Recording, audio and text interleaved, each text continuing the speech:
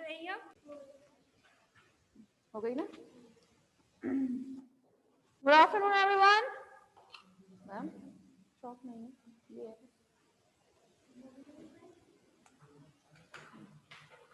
और इसका होल्डर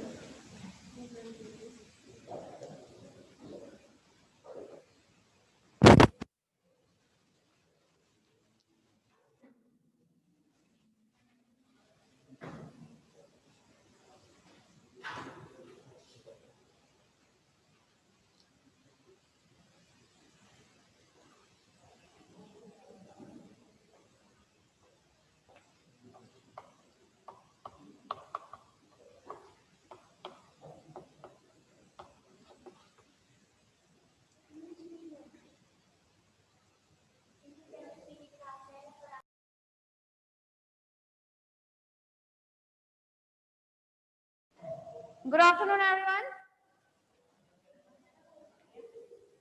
हम लोग बात कर रहे थे कल किसके, सीलिया एंड फ्लैजिला के बारे में, ठीक है।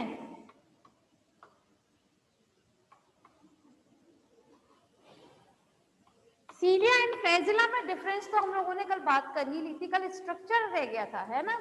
तो चलिए स्ट्रक्चर की बात करते हैं, आ जाओ।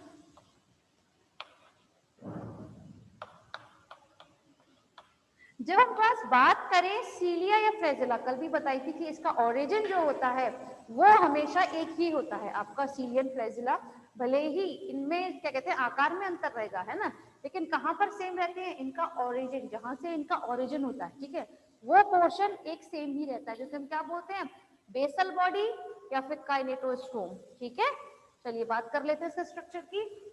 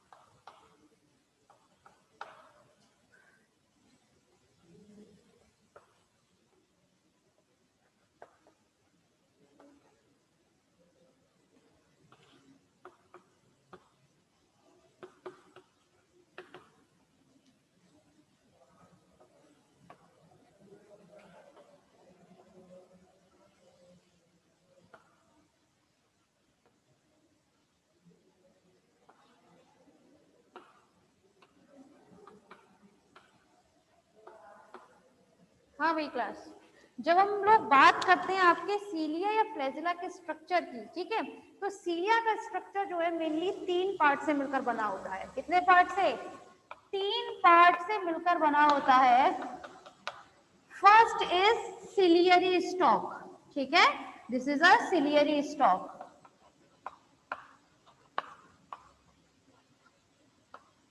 सेकेंड इज बेसल बॉडी, ठीक, एंड थर्ड इज रूटलेट, ठीक।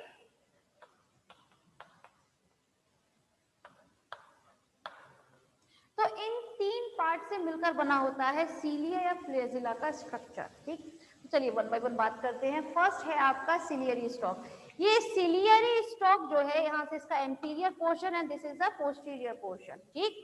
सिलियरी स्टॉक में प्रेजेंट होते हैं आपके कुछ फिलामेंट, ये देखिए सिलियरी स्टॉक में क्या मौजूद है, ये फिलामेंट मौजूद होते हैं। एक्चुअली इन फिलामेंट में क्या होते हैं, मूवमेंट हुआ करती है, जिसकी वजह से आपका सीलिया या फ्लैजेला जो मूव करता है ना लाइक दिस, तो मूवमेंट जो है वो किसकी वजह से होती है, इन्हीं फिलामेंट्स की वजह से होती है। ठीक है, फिलामेंट्स जो है कहाँ पर प्रेजेंट होंगे, लास्ट में इसका जो एंटीरियर पोर्शन होता है सिलियरी स्टॉक का, उसे हम लोग बोलते हैं टिप। ठीक है, जो इसका एंटीरियर पोर्शन एकदम टॉप ऑफ दी बॉटम। ठीक है, तो टॉप रीजन जो है उसे हम लोग बोलते हैं टिप। ठीक, तो ये तो बात रही आपकी सिलियरी उसके बारे में, सिलियरी स्टॉक। अब हम लोग बात करेंगे बेसल बॉडी। एक्चुअली सीलिया हो क्लास या फिर फ्लैजिला, ठीक है, इनका जो ओरिजिन माना गया है वो होता है बेसल बॉडी से। कहां से होता है इनका ओरिजिन, हमेशा बेसल बॉडी से होता है। बेसल बॉडी को हम और किस नाम से जानते हैं, काइनेटोस्टोम के नाम से जानते हैं। ठीक है, काइनेटोस्टोम। ठीक है, एक्चुअली ये बेसल बॉडी जो है आप लोगों ने जनरली देखा होगा कि दिस इज अ पैरामीशियम। ठीक है, तो ये जो आप पोर्शन देखते हैं जो पैरामीशियम की आउटर सरफेस पे प्रेजेंट होता है ये, ठीक है, ये वाला पोर्शन, ये एक्चुअली होता है आपका सिलियरी स्टॉक।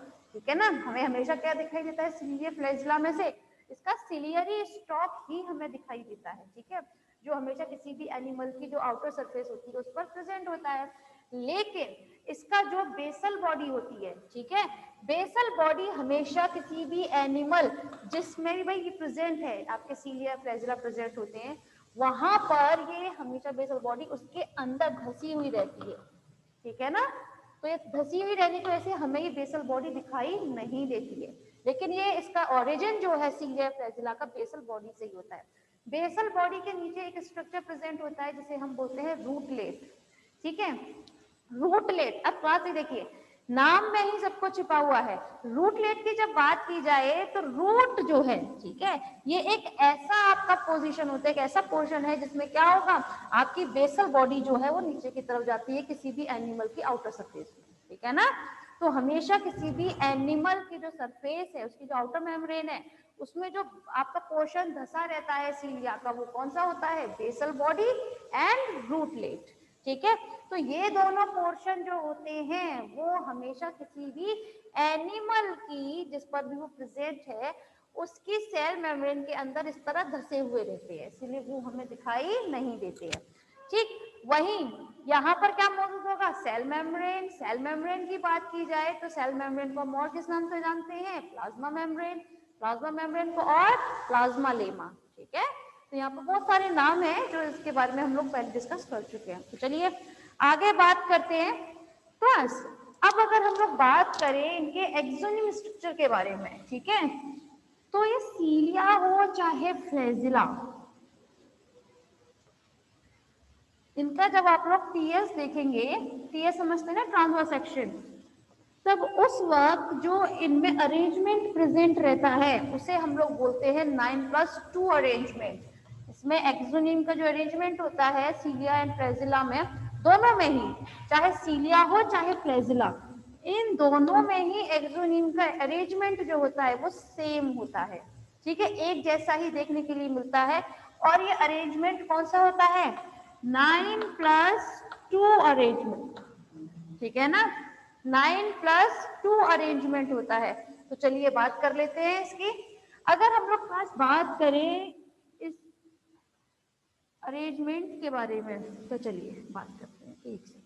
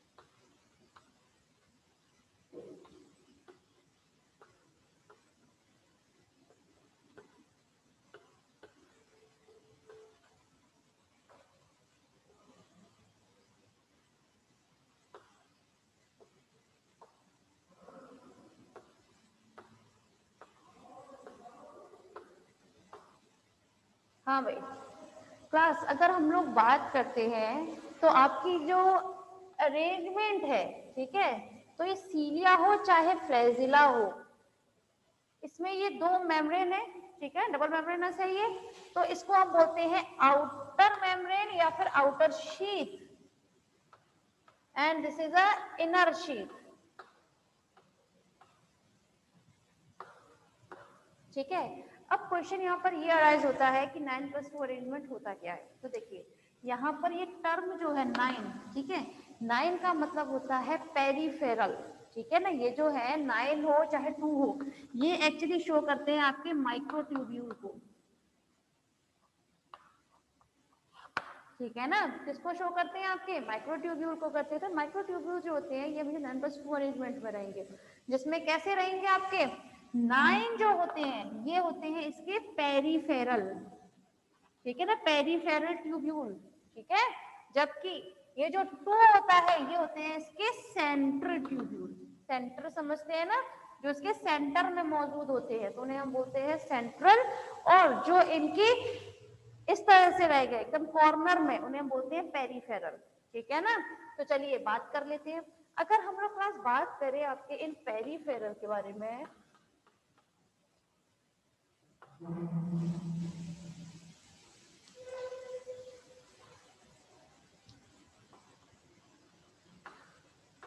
ठीक है, तो पेरीफेरल ट्यूब्यूल जो होते हैं, देखिए मैंने कितना लिखा है पेरीफेरल में 9, काउंट कीजिए 1 2 3 4 5 6 7 8 9, ठीक, वहीं आपके 9+2 लिखे हुए हैं, तो 2 का मतलब सेंटर में 1 2, ठीक है।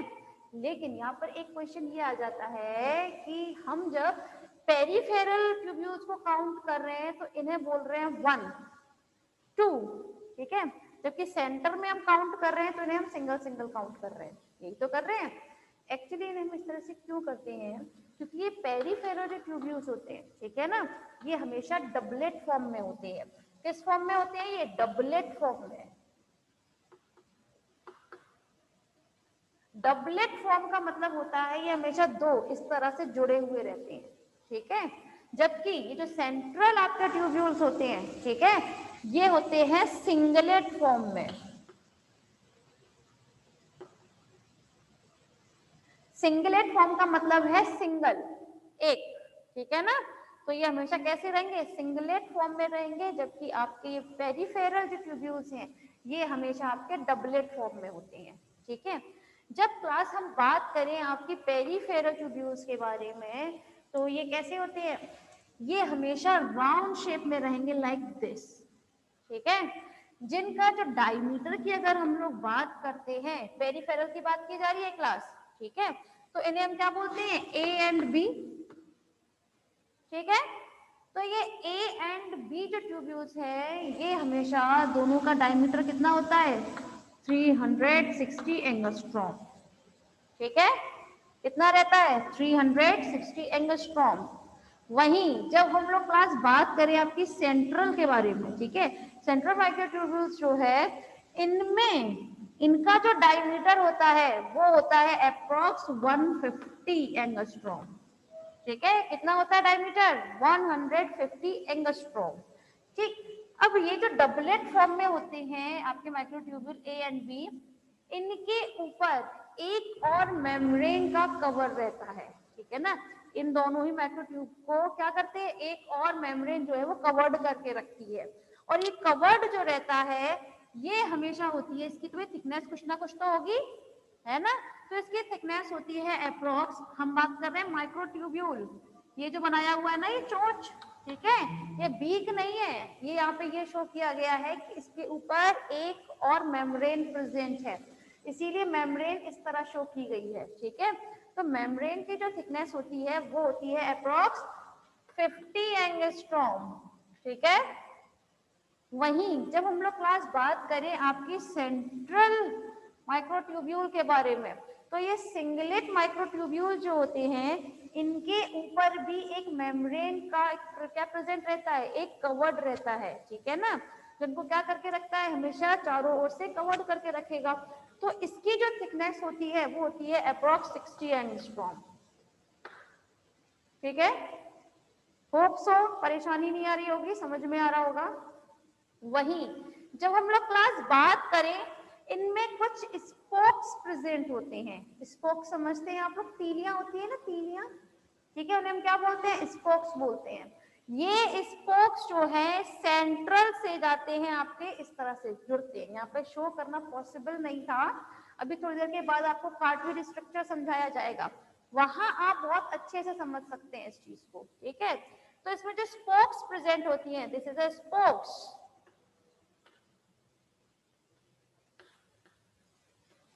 ठीक है।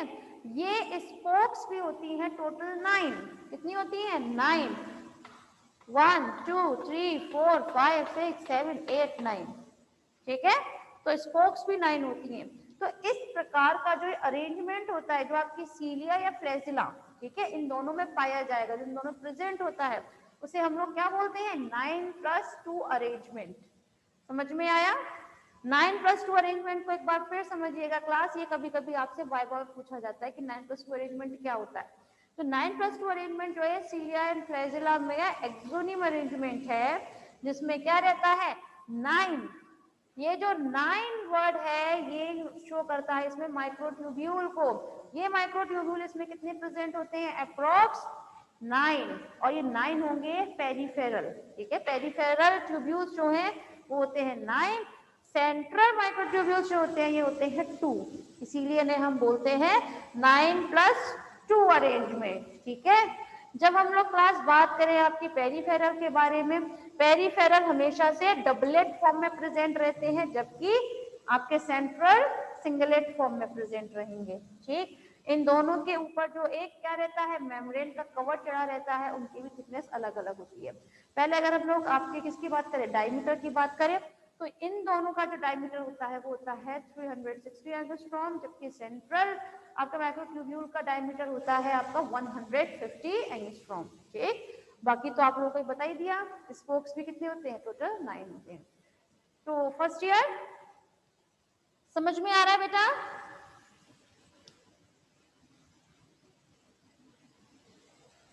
फर्स्ट ईयर समझ में आ रहा है, जल्दी रिप्लाई दीजिए आप लोग, कोई परेशानी है तो पूछिए, वरना फिर आगे चलते हैं। चलिए आगे बढ़ लेते हैं फिर हम लोग। अब हम लोग क्लास बात करेंगे सेंट्रियोल के बारे में, ठीक है।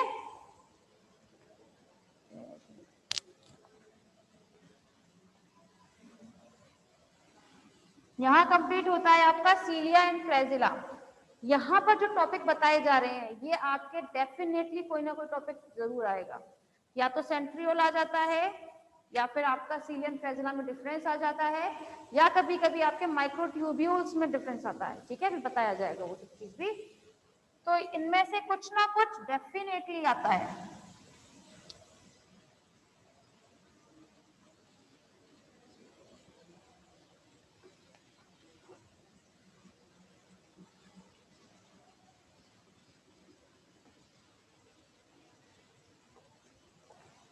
चलिए बात करते हैं।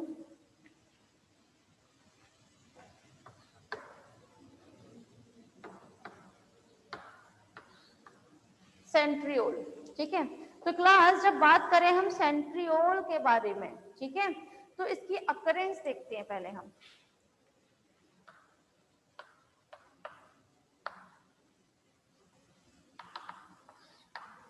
ये जो सेंट्रियोल होता है ये आपकी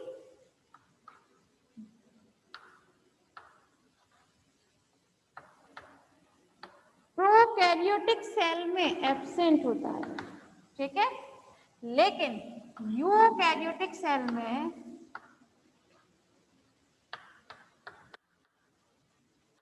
प्रेजेंट होता है, ठीक है। यूकैरियोटिक सेल में भी अगर हम लोग बात करते हैं तो आप जानते हैं प्लांट सेल होता है एक, और एक होती है आपकी एनिमल सेल, ठीक है। हम लोग तो जनरली एनिमल सेल के बारे में स्टडी करते हैं, जूलॉजी है तो एनिमल सेल में तो सेंट्रियोल प्रेजेंट होता ही है, ठीक है। सेंट्रियोल पहली बात प्रेजेंट कहाँ होता है, कहाँ काम आता है, तो आपने पढ़ा होगा माइटोसिस एंड मियोसिस, है ना, सेल डिवीजन। तो सेल डिवीजन के टाइम हमेशा सेंट्रियोल काम आता है, ठीक है। वो किस तरह काम आएगा अभी बात करते हैं। लेकिन जब हम लोग क्लास बात करें प्लांट सेल के बारे में, ठीक है, तो प्लांट सेल में जितने भी आपके लोअर प्लांट्स होते हैं, ठीक है, उनमें तो ये प्रेजेंट रहता है। लोअर प्लांट्स होते हैं ना, उनमें तो ये कैसा रहेगा, प्रेजेंट रहेगा, जैसे फंजाई हुआ आपका, ठीक है, उन सब में तो ये क्या रहता है, प्रेजेंट रहता है। लेकिन जितने भी आपके बड़े प्लांट्स होते हैं, ठीक है, उनमें सेंट्रियोल हमेशा एब्सेंट होता है। लेकिन एनिमल सेल में ये सभी में क्या रहता है, प्रेजेंट होता है। और ये कहां पर हेल्प करता है, आपके सेल डिवीजन में हेल्प करता है। माइटोसिस या मियोसिस दोनों की अगर हम बात करें, आप लोग जानते हैं this is a cell, this is a nucleus, ठीक है ना। तो न्यूक्लियस के ही पास में क्या मौजूद रहता है, सेंट्रियोल मौजूद रहता है। जो जिस वक्त आपके में क्या होता है, सेल डिवीजन होता है, तब उस वक्त ये सेंट्रियोल क्या काम करता है, ये जो आपका न्यूक्लियस होता है, ठीक है, इस न्यूक्लियस को बाहर दिखा देते हैं, न्यूक्लियस के दोनों पोल्स पर आ जाता है ना, पोल्स पर आता है ना, जब आप लोगों को बताया जाएगा सेल डिवीजन माइटोसिस आप लोगों के सिलेबस में है सॉरी, उस वक्त ध्यान दीजिएगा, बहुत अच्छे से बताया जाएगा। तो जब सेंट्रियोल डिवाइड होता है दो में, तो इस तरह से एस्ट्रल रेज बना करती हैं, एस्ट्रल रेज बोलते हैं ना इन्हें, जिसकी वजह से क्या होगा, ये दो पार्ट्स में डिवाइड होता है कि न्यूक्लियस जो है ना। तो न्यूक्लियस डिवीजन जो होता है वो किसकी वजह से होता है, सेंट्रियोल की वजह से होता है। जैसे जैसे वो इनके पोल्स पर जाती है वैसे इनमें डिवीजन हो जाता है, ठीक है। ये तो खैर हम बाद में बात करने वाले हैं, सिर्फ यहाँ तो अकरेंस की बात चल रही है, ठीक है ना। तो ये कहाँ पर प्रेजेंट होते हैं, ये सेल डिवीजन में मदद करते हैं, और आपके जो न्यूक्लियस प्रेजेंट होता है उसके कॉर्नर पर मौजूद होता है, ठीक है। तो चलिए अब हम लोग बात करें अगर, तो देखिए क्लास, पहली बात ये कि जो सेंट्रियोल होता है, ठीक है, उसे हम कुछ नाम से और जानते हैं, जैसे इसे हम सेल सेंटर भी बोलते हैं, ठीक है। सेल सेंटर क्यों बोलते हैं, जस्ट बिकॉज इसी की वजह से आपका क्या होगा, सेल डिवीजन में मदद होती है ना, सेल डिवीजन की वजह से इसको हम क्या बोलते हैं, सेल सेंटर। और इसे हम सेल सेंटर के अलावा एक टर्म और देते हैं, जिसे बोला जाता है, यहाँ लिख देते हैं,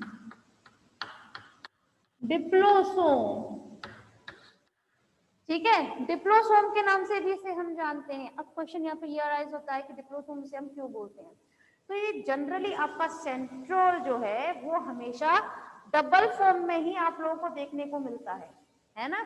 आपने कभी भी, अगर मैं आपको बोलती हूँ सेंट्रियोल के बारे में, तो जो आपके दिमाग में, आपके माइंड में जो एक इमेज बनेगी वो कुछ इसी टाइप से बनती है सेंट्रियोल के बारे में। कभी आपको इस टाइप से देखने को नहीं मिलेगी, कभी नहीं मिलेगी। तो जनरली जब हम लोग सेंट्रियोल के बारे में बात करते हैं तो हमें जनरली कैसे में देखने को मिलती है, डबलेट फॉर्म में देखने को मिलती है ना। तो इसीलिए ये हमेशा दो, है ना, डबल फॉर्म में देखने को मिलते हैं, इसीलिए हम इसे क्या बोलते हैं, डिप्लोसोम। डिप्लोसोम नाम में ही सब कुछ रखा हुआ है, डाई, डाई मतलब टू, सोम माने होता है बॉडी। ये हमेशा हमें दो बॉडी में ही जनरली देखने को मिलता है, इसीलिए हम इसे डिप्लोसोम भी बोलते हैं, ठीक है।